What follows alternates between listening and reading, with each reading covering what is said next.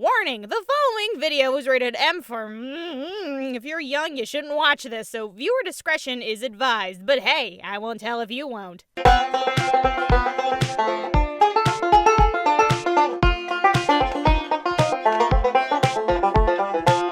So Life is Strange came out in 2015 and everyone was like,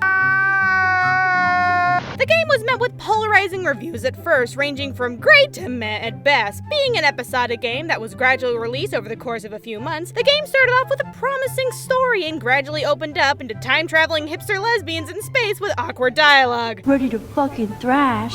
I'm so hardcore. I'm just gonna leave that here. Someone was paid to write that. But Life is Strange took the interactive story approach and added its own little twist with the time travel elements and stood out because of its more, youthful setting and plot. I mean, I'm gonna be real, guys. They had a demographic in mind when they made this.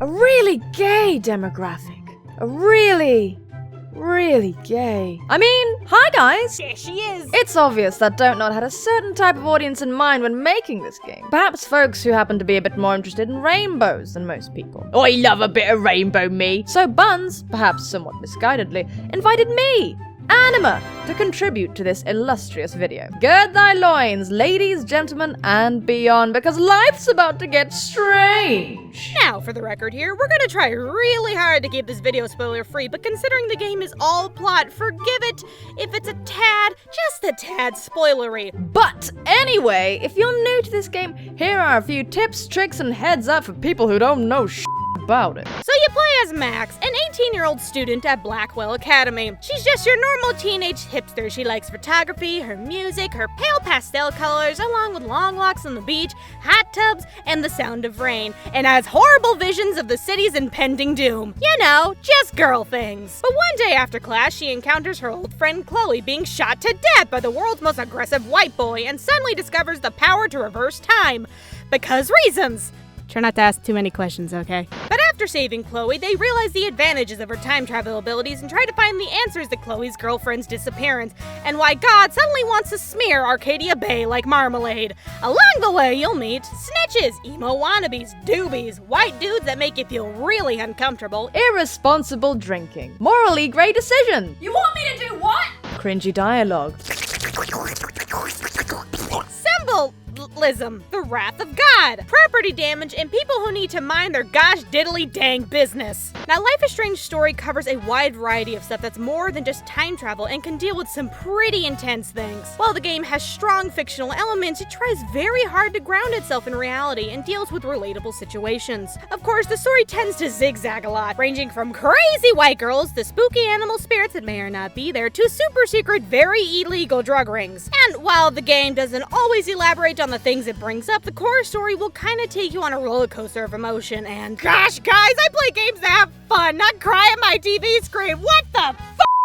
So the game is mega heavy on the story, but it's an extremely linear experience where you'll basically be moved from zone to zone, where stuff happens, you do the thing, and it's a very customizable conveyor belt of excitement, sadness, and regret. It's not the most expansive game, that's for sure, since you're limited on what you can see and do in certain moments. And when I say limited, I kinda mean it. The game is broken up into 5 episodes, and while progress and gameplay mechanics from each episode are carry over, you're not coming back, kiddo. Be careful, because the whole game was one massive point of no return. Once you leave an area, you're gone, son. Now, there are open areas to explore, and if for some reason you're lost on where to go or what to do next, Max does keep a suspiciously detailed journal on what's going on around her and has the most descriptive inner monologues I've ever heard. And she will always mention hints on where to go and what to do in order to progress the story. Must protect my precious so Max never has to chase it down again. Is this chick for real? But feel free to explore all the areas you can, because Life is Strange is designed around interacting and discovering certain things, so get nosy, you dink.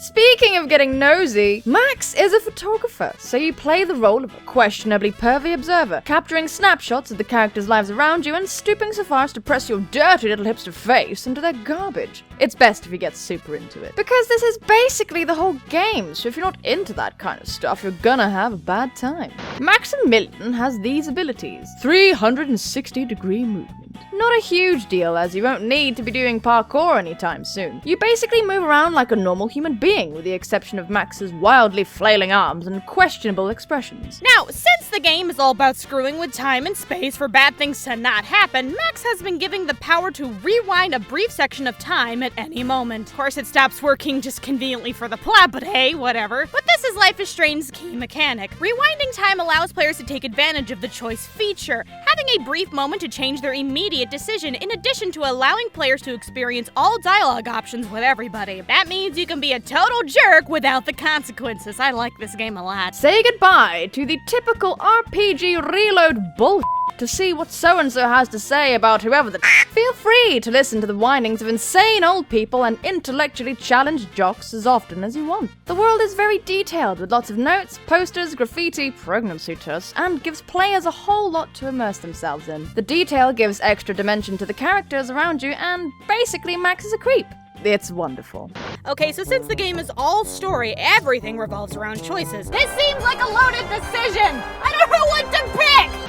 The goal of Life is Strange is to experience it, embrace it, and there's no such thing as a right or wrong choice. Max, while somewhat moldable, is really nice and a pushover, so generally speaking, you align as good and don't really shit on people's lives very often. The mostly linear narrative does not devalue the emotional impact of the choices you make. The characters are basically archetypes, with varying degrees of psychopathy, but well suited and nicely written. For the most part. Now, the quote-unquote consequences of your choices can vary. Some are small choices that change basically nothing, but hey, it's your story, you do what you want, you nerd. And then there are major decisions that will change how people treat you later on. You can tell when the big choices are happening, when the game literally just stops and stares at you to pick. Take your time, relax, and just know the whole world is judging you regardless of what you pick. Now, real talk, don't stress about making the right choices. It's best to go with your gut and do what you think is right, rather than what you think the game wants you to pick. But I swear to God, if you hurt any animals in this game, I will personally hunt you down and murder you, you little— Anything Max learns or physically gets a hold of, she keeps, even after rewinding, which means she can respond uncannily well to NPCs around you and feel like God. And it's really important to remember this, guys, because on top of keeping crap, Max herself never moves when rewinding, it's just everything else around her. God knows why no one questioned why she can teleport, but it's whatever, it's a video game. But everything else revolves around trial and error. Max is clumsy AF and ruins things beyond repair a lot, so the rewind powers help fix stuff like spilling water on something you need to read, or rewinding out of sight if you need to be sneaky. Alright guys, gameplay. You take a few steps, then you rewind. Then you take a few steps, then you rewind. What? Always just let things go to crap first. See the outcome and then adjust to something to create a different outcome. And bing, bang, boom, you did it. You saved the world. Here's a cookie. But you can tell if you learned something new with this little obnoxious butterfly saying you saw something important. Occasionally, there are multiple ways of solving puzzles, so if you fancy extra headaches, be sure to insert everything everywhere all the time. Max is a photographer, so collectibles revolve around taking shots of her environment. Her journal offers a guide on what to take, and the players will sometimes have to instigate certain events to get particular angles or compositions. One example being to encourage a skater boy to perform a trick and fail miserably, allowing Max to acutely capture the precise moment of his suffering. It is important to note that Max will also scribble down her thoughts on various characters and events. Her journal has interesting stuff about the characters she meets, with anecdotes ranging from fearful to downright saucy. If reading isn't your thing, you're at least guaranteed a good spot of cringe, so strap on your reading glasses, shaka bra, and get on it. Okay, so here are a few tips and things you should know before you get started. Failure is not an option! Now really, there is no failure, guys. It's just, hey, can you rewind and do something a little different? Okay, thanks, bye. I don't even think they programmed the game over screen. Be sure to check all the info in Kate's room in episode 2 for reasons. For non-sketchy please, guys, just do it, please, for the love of God, for me. Check your phone often for new text messages because there's always people messaging you, and also so you can feel guilt-tripped by your mom. Save Elissa, for God's sake. Very important. Must do. Have to. You ruin the whole playthrough if you don't. The game will let you skip crap you've heard before, and I recommend hitting that button when you see it because, man, these guys can drone on and on and on. Water Lisa once, for the love of God, just once. This action will have all the consequences. This plant will save the world. If you're a paranoid completionist type who will lose sleep over missing a blade of grass, be sure to check each area thoroughly because, as previously mentioned, once you're out, you're out. So while Life is Strange really tried to stand out and create an interesting world with complex characters, at times the story can fall under the weight of its own ambition. And it isn't the most stellar game to play, but that doesn't mean it failed at the things it tried to do. Life is Strange is different and will keep you interested the whole time and will give you major feels at the end. But I hope this Basics Beginner's Guide makes your gaming experience a little better. So please rate, comment, and subscribe, and I hope you have a fantastic day. Guys, I have a theory! Samuel's a squirrel! If you enjoyed my poncy British tones, then be sure to visit my channel. I'm a Let's Player. Yes, unheard of, I know. And a very occasional theory crafter with a classy sense of humor that includes poop jokes and crying. If that sounds appealing, then come on over and subscribe. And don't forget to subscribe to Buns if you haven't already, I mean really now. This has been Anima, thanks for watching, and I'll catch you next time. Shaka bra.